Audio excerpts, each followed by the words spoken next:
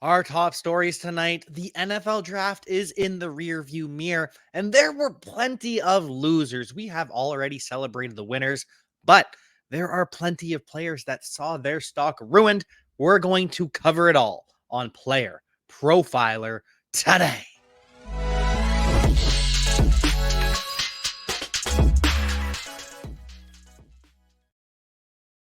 Or we Before we get to all the news around the NFL and all of the players that saw their stock tumble, we do have some updates. We have updates on Mike Vrabel. He is headed into the Patriots Hall of Fame. Congratulations to Mike Vrabel. We have an update on Micah Parsons. He is switching to a full-time edge defender. Parsons played 200 plus snaps at off-ball linebacker, but over 800 snaps as an edge rusher. So, all things told, won't change things a whole lot for Micah Parsons, but there are a couple of advantages. Number one, in fantasy football, in IDP leagues, Micah Parsons moving to a full-time edge means his position will switch, which means he will score more points relative to other edge defenders because he already was a defensive end. His role will not change. He will just harass the quarterback more, might get more sacks, but the tackles will stay the same. Micah Parsons just becomes that much more valuable. And Micah Parsons becomes that much more valuable in real life because he's a full-time edge rusher. He is a defensive end now. He will get, not that it'll come to it, he'll get his fifth-year option picked up and he will sign that extension well before. But if he's franchise tagged, Micah Parsons won't get the linebacker tag. It will be an edge rusher tag. That is a massive win for him as well. Micah Parsons, W today. Absolute win for him. And a loss for Antonio Brown and for all of the employees under Antonio Brown. Apparently, Antonio Brown is accused of not paying his coaches or his players in the Arena Football League, which is awful. Pay people for their labor. People work for you. Pay them. That the fact that you're withholding money, it does not surprise me from someone like Antonio Brown. He has shown a pattern of not paying people in the past based on several allegations. So it's not surprising, but it's disappointing. These people have have lives, they have mortgages, they have bills that they have to pay. Pay your freaking players, pay your freaking coaches, and pay your freaking writers. Yes, this is a shout out to the American Writers Association. We are rooting for you. We are pulling for you. This is why I'm so happy with my job. This is why I love Player Profiler, though, is I don't need to go on strike to be fairly compensated. I don't need to go on strike to have a job that isn't a gig job. I am treated very, very well here. I just got flown out. I just got to go to the NFL draft because of this position. I love Player Profiler. I am thrilled with Player Profiler. And I hope that the American Writers Association will be able to say the same about their employers. I hope they get the same treatment that I receive. I hope that the Arena Football players under Antonio Brown do get that treatment. But for now, they've walked out. They have quit on Antonio Brown, which is shocking, including the league MVP. The reigning MVP has quit the Arena Football League because he hasn't been paid. Brutal. Absolutely brutal. I hope everyone gets what they are due. I hope everyone has employers that treat them the way mine treats me.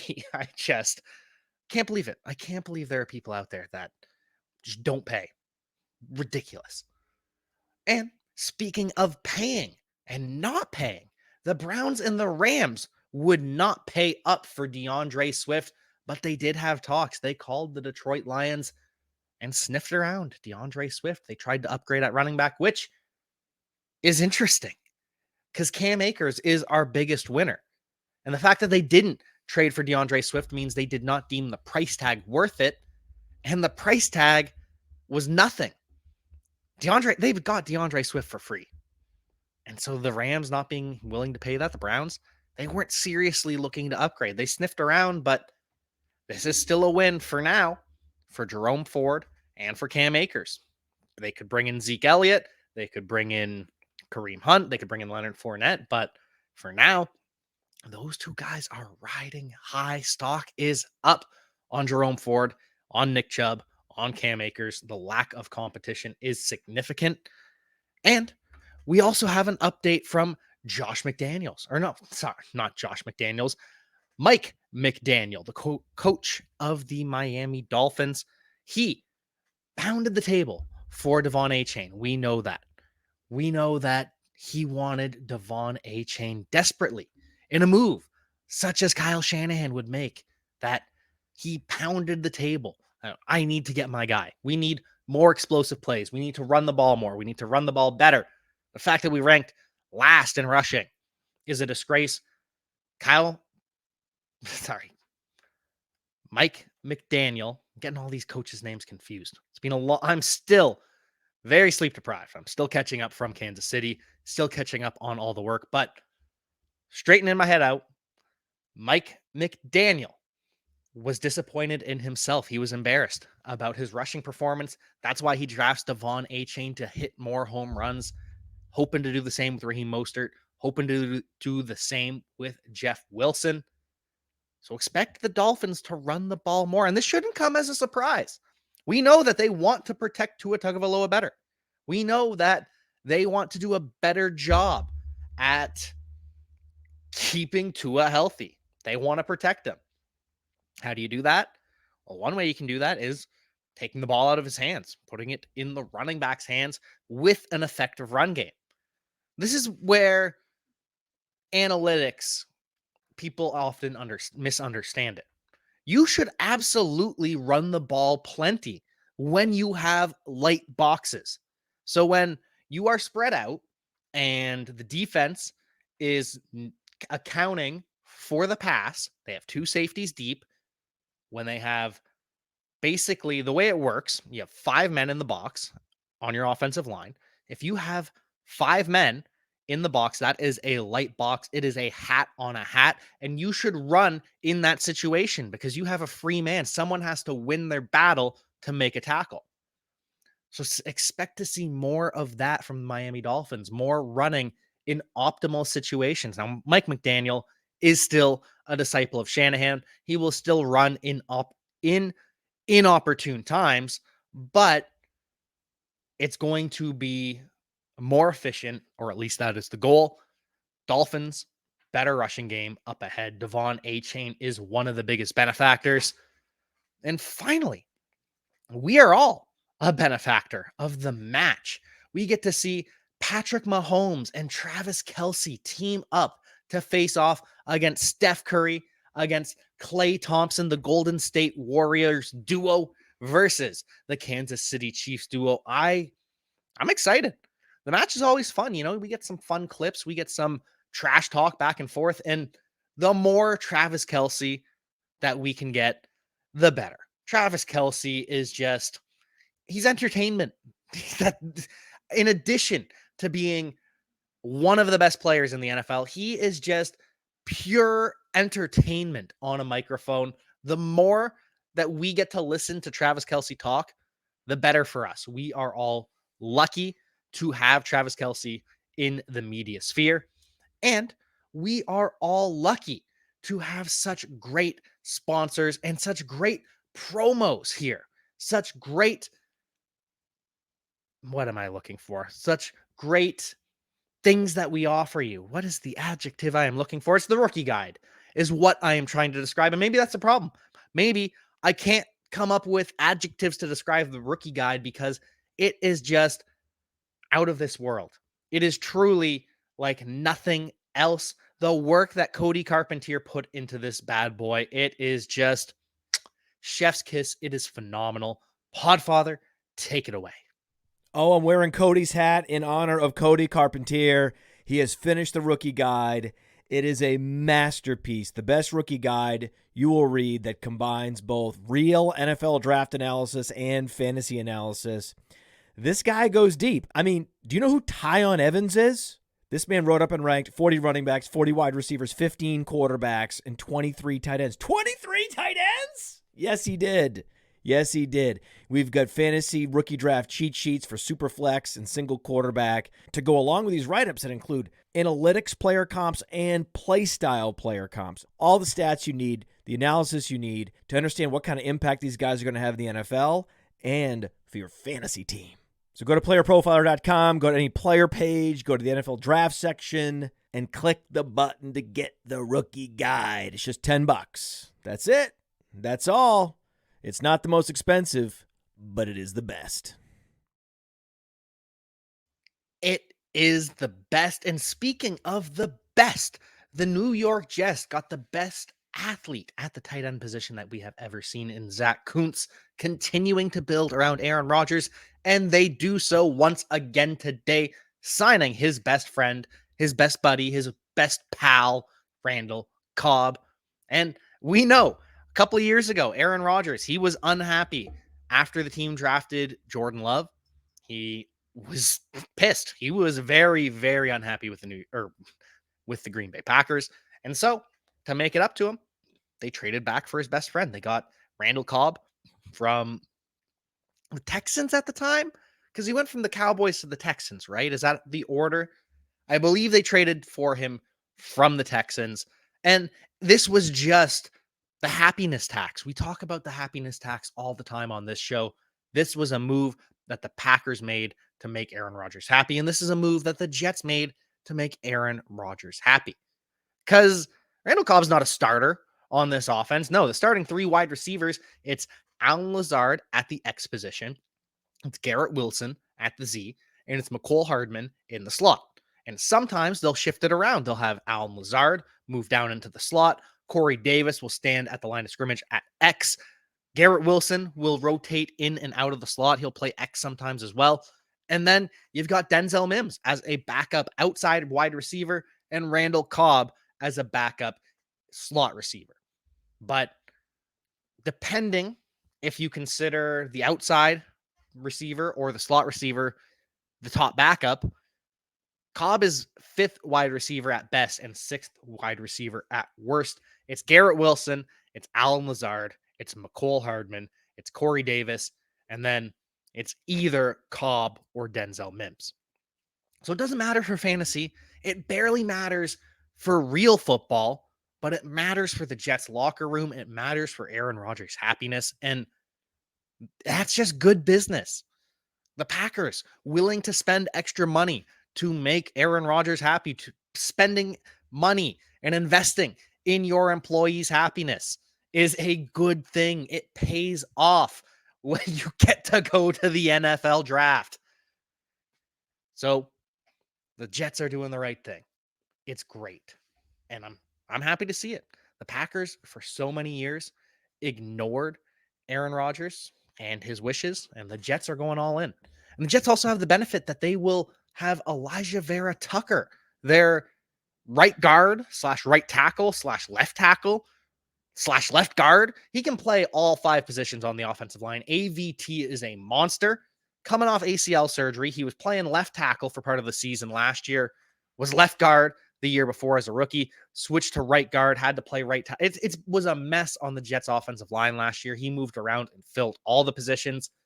But now he's going to be back early in the season. He's going to be in there for training camp allegedly. But even if he is just working his way back, that's still a good sign. Dwayne Brown and Mekhi Becton will battle at left tackle. And that's a good thing. If Mekhi Becton wins this job, that is a fantastic thing for the New York Jets. They've got a Pro Bowl left guard in Laken Tomlinson. They have Connor McGovern at center, who they just re-signed. But Joe Tippmann, their draft pick, he's going to be taking over that center position sooner rather than later. Kid out of Wisconsin. He is the future of the Jet center position. At right guard, you have AVT. Hopefully he starts the season. If not, maybe Tippmann starts at right guard. He'll compete with Wes Schweitzer, who they signed from the Commanders. And then at right tackle, they signed Billy Turner, former right tackle for the Green Bay Packers. And they already have Max Mitchell, last year's fourth round pick, who exceeded expectations. So the Jets, the receivers are good. The offensive line is good. The Jets, they're a good team. They're a playoff team. I'm not saying they're going to score 1,000,000 fantasy points. I'm not saying they're going to have one of the best offenses in the NFL. Aaron Rodgers plays slow. Nathaniel Hackett plays slow. But this is a quality football team. And speaking of quality football, the Buccaneers believe that Baker Mayfield can play some quality football for them. The Buccaneers had Baker Mayfield graded higher than anyone in this rookie class. The Buccaneers, based on Baker Mayfield coming out of Oklahoma, they had him number 1 ahead of Bryce Young, ahead of Anthony Richardson, ahead of CJ Stroud, ahead of Will Levis, ahead of Hendon Hooker. Baker Mayfield would have been first overall. But that's not adjusting to new information. I don't care about your evaluation on Baker Mayfield out of Oklahoma. We've been proven wrong. We were proven wrong with the Cleveland Browns. We were proven wrong with the Carolina Panthers. And we're going to be proven wrong again with the Buccaneers. Baker Mayfield isn't it. And it's disappointing. The Buccaneers did not draft a quarterback. It sounds as though they've made up their mind that it's Baker Mayfield over Kyle Trask, which isn't a bad thing, but it is what it is. And speaking of starting quarterbacks, I'm here to tell you that Anthony Richardson is going to be starting week 1 for the Indianapolis Colts. It's going to happen. I'm already hearing, not just whispers even, they're outright stating, yeah, he's going to start early. He's going to start this year. He's going to start earlier than you expect. Anthony Richardson, no, he doesn't need to clean up his mechanics. The mechanics are fine. He needs to get experience. He needs to know when to use the cannon versus the laser versus float one in. But the mechanics are there. He throws pure, according to Shane Steichen in the Indianapolis Colts. So based on all of this, based on all of that assessment that Anthony Richardson is ready and he just needs play time, he's going to get the play time. He's going to be the week 1 starter for the Indianapolis Colts. Shane Steichen, based on his work with Justin Herbert, with Jalen Hurts. And I know we don't like to oversell what coaches do, but I am talking about the read options, the RPOs, the screen games, the ways that the Chargers and the Eagles got the ball into their playmakers' hands, the easy throws that put their quarterbacks in position to succeed. That is what I'm talking about, and that matters. It's not going to be life-changing in fantasy football, but it matters for confidence building, for progression as a quarterback. And that's what's going to happen with Anthony Richardson and the Indianapolis Colts. He is going to start week 1. He's going to beat out Gardner Minshew in camp. I'm sorry. I love Gardner Minshew. The stash, the mullet, he will start again one day in the NFL, but that day is not for the Indianapolis Colts. Finally, we will get to the running back losers after the draft. And I know it sucks. It sucks to talk about players that lost after the NFL draft. It sucks to talk about players that are seeing a downgrade. You know, we want everyone to succeed at Player Profiler. We want everyone to be recognized for their worth, for their value, for how fantastic they are. And unfortunately, based on some of these draft picks, that's no longer the case. David Montgomery, we thought and we hoped that it would be a split between David Montgomery and DeAndre Swift. Now, it's clear that the Lions have designs to make Jahmyr Gibbs a DeAndre Swift plus and David Montgomery a Jamal Williams plus. But based on the efficiency of DeAndre Swift and the way they used him in the receiving game, that's better for Jahmyr Gibbs. For David Montgomery, it's going to be a lot of goal line. And what happens if Amon-Ra St. Brown, instead of being tackled at the 1-yard line, falls into the end zone? That's less 1-yard opportunities for David Montgomery, and that's going to hurt the fantasy football total. Now, he's fine In real life, he got the contract. He is there with the Detroit Lions for at least 2 years, 3 more than likely, and that he very well could play out this entire contract. But the fantasy football for David Montgomery took a hit with the addition of Jahmyr Gibbs. It cleared up because it was really foggy when DeAndre Swift was there, but now that the dust has settled, Montgomery does see a bit of a downgrade. Not a whole lot, not a ton, but it's enough that we have to mention it. And it's also a massive downgrade for Rashad Penny. DeAndre Swift is a better running back than Rashad Penny. He is more talented. He is more physically gifted. DeAndre Swift is better than Rashad Penny. And so the addition of a better running back is a bad thing for Rashad Penny.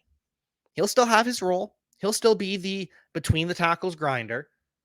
But again, DeAndre Swift is the receiving back. Those are higher leverage touches. And as we saw with the Detroit Lions, DeAndre Swift can be a really effective goal line back. He can be very, very effective in the red zone as a rusher and as a wide receiver. And so, unlike David Montgomery and Jahmyr Gibbs, because Jahmyr Gibbs will be taken out in the red zone for David Montgomery, that won't be the case with the Philadelphia Eagles. DeAndre Swift will be used on the goal line. Not all the time, but it'll be a committee, and that is a downgrade for Rashad Penny and even Kenny Gainwell. We know that the Eagles trust Kenny Gainwell on the goal line. We saw it in the Super Bowl. So it's a downgrade for Rashad Penny. For DeAndre Swift, it's a downgrade too. The fact that he was replaced and traded to a team that throws to the running backs less, it's a downgrade.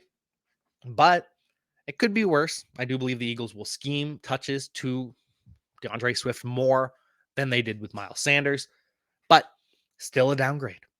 And it's a downgrade for the Chicago Bears running backs. I am disappointed. I said that the Bears would not draft a running back, and they proved me wrong, but I can't be too bitter because it was Roschon Johnson, one that we love. And this also makes me wrong because I pounded the table for Khalil Herbert. I said Herbert was not in jeopardy and that Khalil Herbert would be a bell cow because Dante Foreman is just a grinder. Khalil Herbert could be an every down back. We saw that he could catch the ball, even though he didn't get the chance to do it much.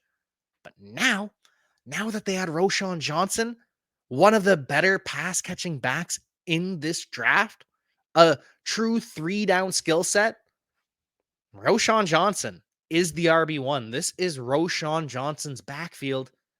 The other guys are just living in it. Khalil Herbert is a backup. Dante Foreman is a third stringer. Travis Homer might not make the team.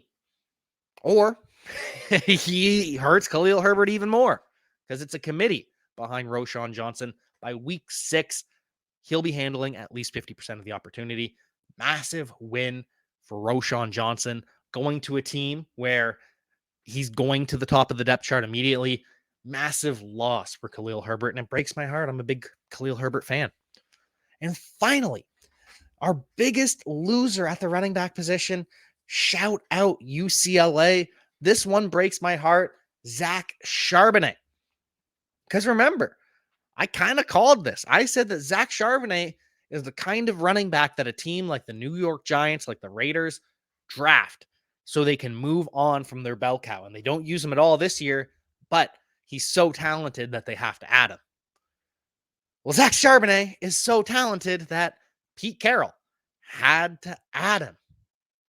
And now he's just a handcuff because Ken Walker is better. He's more explosive.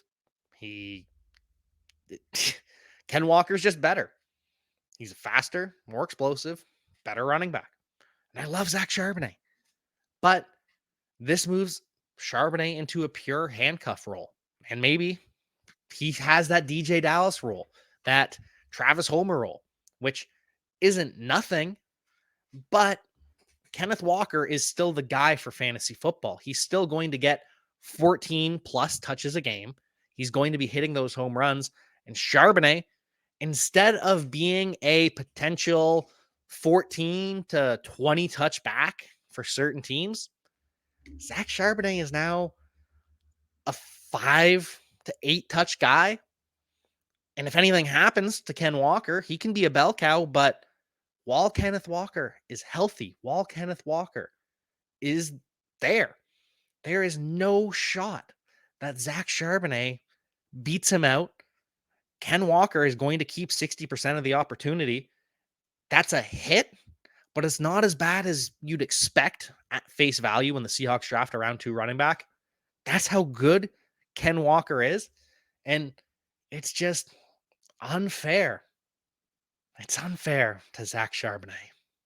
Hey, you like that video? Be sure to subscribe and activate those alerts so you get notified as soon as new videos drop. And be sure to check out PlayerProfiler.com. We have all the tools for you to dominate every type of fantasy league. We have a draft kit, Dynasty Deluxe, data analysis, DFS Dominator, and don't forget the player rankings to rule them all.